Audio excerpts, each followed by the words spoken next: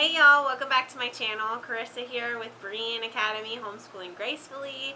I just want to say thank you for being here.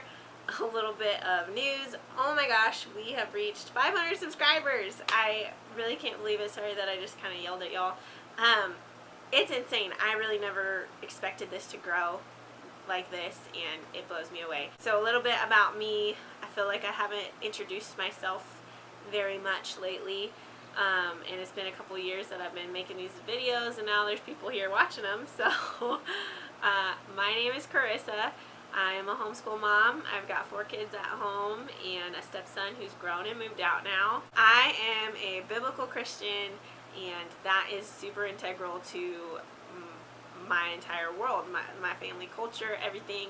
We love Jesus, and if you follow me, I'm going to be talking about him a lot. So that's just kind of important to know about me. We live in West Texas. We moved from California in the city to rural, middle of nowhere Texas, and we absolutely love it. We have a little bit of property, and we raise chickens, and I garden, and it's a lot of fun. Speaking of West Texas, we have flies, and so there is a pesky fly in this room right now that you'll probably see, so please ignore my fly. So I've gotten a few comments asking me to make this video. I have mentioned in many of my videos that I will not and do not use the good and the beautiful, and so I've had a few people reach out and ask me to explain why.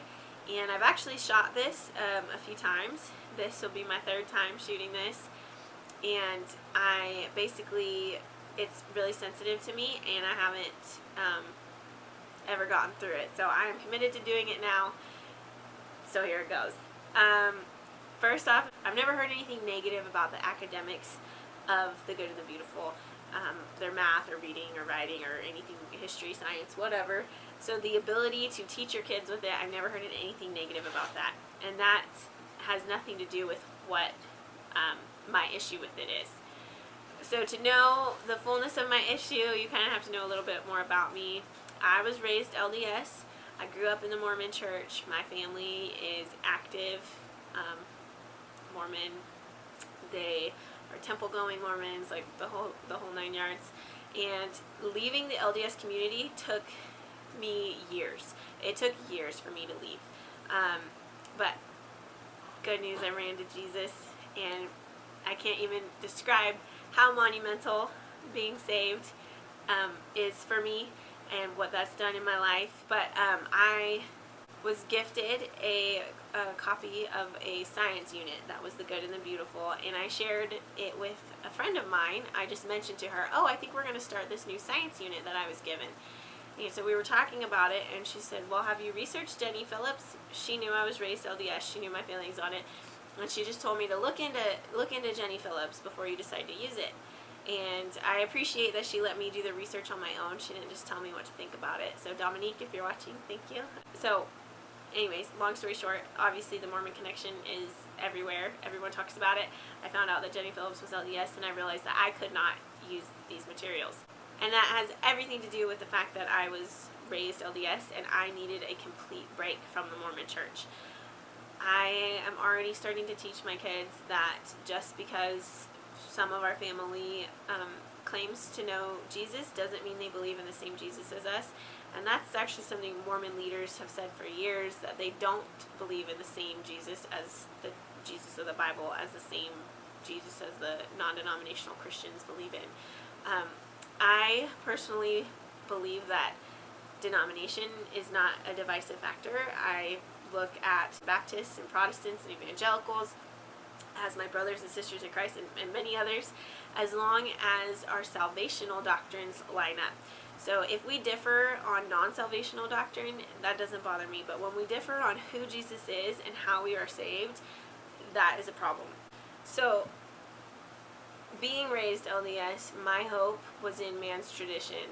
My hope was on false doctrines, and it was honestly a fight to get away from that. And I've been very clear with my children about that. And so if I use materials that are written by someone who is LDS, my fear would be that one day they will find that connection, and they will begin to question whether or not I endorse Mormonism, or they might have confusion over if I really meant what I said, that type of thing. And so that is an issue for my family in particular. I think it's important to note that the materials have been peer reviewed by other people of other faiths, non-denominationals, Catholics, a whole gamut of people, and there are no Mormon specific doctrines.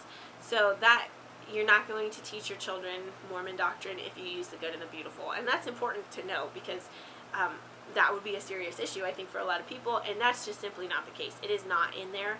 You will not be teaching Mormon doctrine. But there is the nature of God and good versus bad, and like morality, that type of thing in there. And having been raised LDS, I know for a fact that Jenny Phillips has a different view of God and a different view of who he is than I do. And so I don't want her influencing what my children believe the nature of God to be. I know that the LDS Church uses many phrases and words that traditional Christianity uses, but they have entirely different meanings. And so for me, that poses a problem. So upon finding the Mormon Connection, I knew that I could not use the good and the beautiful materials.